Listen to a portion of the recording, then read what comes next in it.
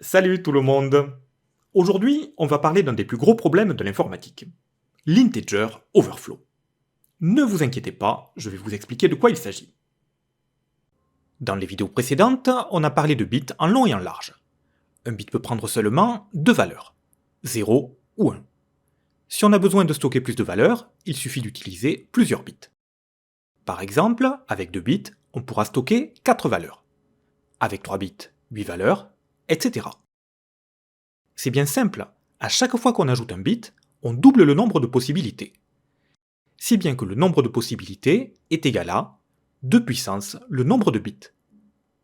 Dans cette vidéo, on va seulement parler des entiers non signés, ce qui signifie des entiers positifs ou nuls. Sachez que le binaire peut également servir à coder des nombres négatifs. Mais pour aujourd'hui, laissons ça de côté. On en reparlera une autre fois. Il faut juste retenir que si on a n bits, on peut stocker 2 puissance n entiers non signés qui vont de 0 à 2 puissance n moins 1.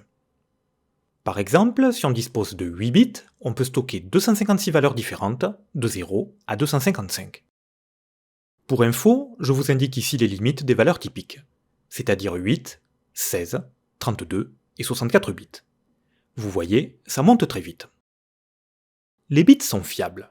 Ils peuvent prendre soit la valeur 0, soit la valeur 1, mais pas autre chose. On peut les manipuler avec l'algèbre booléenne, qui est tout à fait fiable, elle aussi. En combinant les fonctions logiques, on peut effectuer des opérations arithmétiques, telles que l'addition et la multiplication. Donc les opérations arithmétiques sont fiables elles aussi. Du moins, dans une certaine limite. Vous allez vite voir pourquoi. Ce qu'il faut comprendre, c'est que les bits qui forment un registre se comportent exactement comme les chiffres d'un compteur mécanique. Comme par exemple les compteurs de kilomètres des voitures. Et aussi les compteurs des lecteurs de cassettes. Ces compteurs sont tout à fait prévisibles. Les chiffres tournent, et au fur et à mesure, le nombre devient de plus en plus grand. Petit à petit, on s'approche de la valeur maximale. Et tôt ou tard, on finit par se retrouver avec des 9 partout. Et après 999, le compteur retourne à 0. Et ça recommence. Donc ce qu'on vient de voir, c'est qu'en temps normal, un compteur mécanique sait parfaitement ajouter 1 au nombre qu'il représente. Mais une fois arrivé au bout, il considère que 999 plus 1 égale 0. Et ça, vous en conviendrez, c'est mathématiquement faux. Normalement, le résultat devrait être 1000. Mais comme il n'y a pas de place pour le chiffre supplémentaire, on se retrouve avec 0. Et bien avec un compteur binaire, c'est exactement la même chose. Prenons par exemple un registre 8 bits. J'affiche sa valeur en binaire et en décimale. Petit à petit, j'incrémente la valeur. Vous voyez, tout se passe bien. Du moins, pour l'instant. Au bout d'un moment, on obtient des 1 partout, ce qui correspond à la valeur maximale 255. Alors je continue, j'ajoute 1 comme d'habitude. Mais comme il n'y a plus de place pour la retenue, on revient à 0. Et ça recommence comme au début. Donc on vient de voir qu'en temps normal, un registre 8 bits permet de faire des additions parfaitement exactes.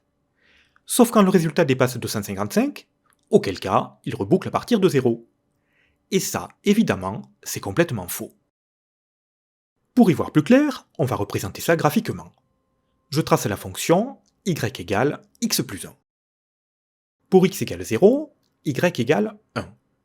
Pour x égale 1, y égale 2. Pour x égale 2, y égale 3, etc. Vous voyez, les points forment une demi-droite. Et ça continue comme ça, vers l'infini. Du moins, c'est ce qui se passe en maths. Maintenant, je trace en rouge la valeur de notre registre 8 bits. Vous voyez, le résultat est impeccable. Les lignes rouges et bleues se superposent parfaitement. Voyons ce qui se passe si je dézoome un peu. Pour x égale 254, on obtient y égale 255. Ça, c'est bon. Mais pour x égale 255, on se retrouve avec y égale 0. Évidemment, c'est à cause de l'integer overflow. Puis la courbe remonte, mais elle est complètement décalée. Et si je dézoome encore plus, on voit que notre courbe forme des dents de scie. Ça ne va pas du tout. Donc on comprend bien que dès qu'il y a eu un overflow, la valeur du registre ne correspond plus du tout à celle qu'elle est censée avoir. En réalité, le registre se comporte comme l'opération modulo. Mais laissons ça de côté pour aujourd'hui. Moralité, quand on fait des calculs avec des nombres entiers dans un registre, il faut toujours rester à distance de la valeur maximale. Car si on la dépasse, le résultat sera mathématiquement incorrect. Et vous comprenez bien que ça peut avoir des conséquences désastreuses. À titre d'exemple, voici le premier vol de la fusée Ariane 5. Il s'agit du vol 501 qui a eu lieu le 4 juin 1996. La fusée décolle normalement. 36 secondes après, elle perd le contrôle et explose. Heureusement, c'était un vol inhabité. Il n'y a pas eu de victimes. Alors, que s'est-il passé? Eh bien, Ariane 5 utilisait le même système de guidage qu'Ariane 4. Mais Ariane 5 avait des moteurs beaucoup plus puissants. Alors quand elle a accéléré, ça a produit un integer overflow. Et voilà le résultat. Alors, que faire? Comme je vous l'ai déjà dit, la première des choses à faire, c'est tout simplement d'éviter l'overflow, en utilisant suffisamment de bits selon le contexte. Si on reste toujours en dessous de la limite de dépassement, les opérations sur entier restent parfaitement fiables. C'est ce qui se passe dans quasiment tous les programmes. Une autre solution, c'est de détecter la situation d'overflow avant qu'il ne se produise. Évidemment, ça demande quelques efforts. Mais ça permet d'éviter les problèmes en amont. Et si pour une raison ou une autre on ne peut pas éviter l'overflow, eh bien on peut parfois le détecter après coup. Le problème, c'est que la plupart des langages ne permettent pas de détecter automatiquement l'overflow. Les variables débordent silencieusement et le programme continue dans un état incohérent. C'est notamment le cas en langage C. La variable b est un unsigned char, donc sur 8 bits. Je l'initialise à 255, je l'incrémente et je l'affiche. Résultat, 0. La variable a débordé et elle est revenue à 0 sans qu'aucune erreur ne soit détectée. C'est quand même un peu inquiétant. En langage C#, eh bien c'est la même chose. Du moins, par défaut. Le programme affiche 0, comme en C. Mais si je place l'incrémentation dans un bloc checked, dans le cas où un overflow se produit, une exception est levée. Évidemment, on peut l'intercepter pour faire un traitement approprié. C'est fiable et pratique. En Java, c'est particulier car tous les types sont signés.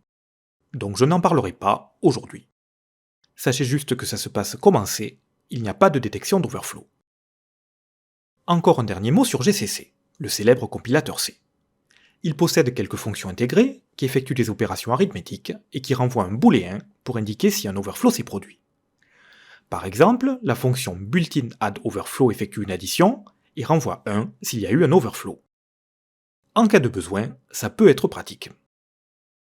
En conclusion, on voit que les langages de haut niveau ne détectent généralement pas les overflows. Et c'est un peu dommage, car au bas niveau, les microprocesseurs savent le faire, grâce aux témoins de leur registre d'état. Par exemple, voici comment ça se passe sur le Motorola 68000. Le registre d'état contient un témoin appelé V, comme overflow.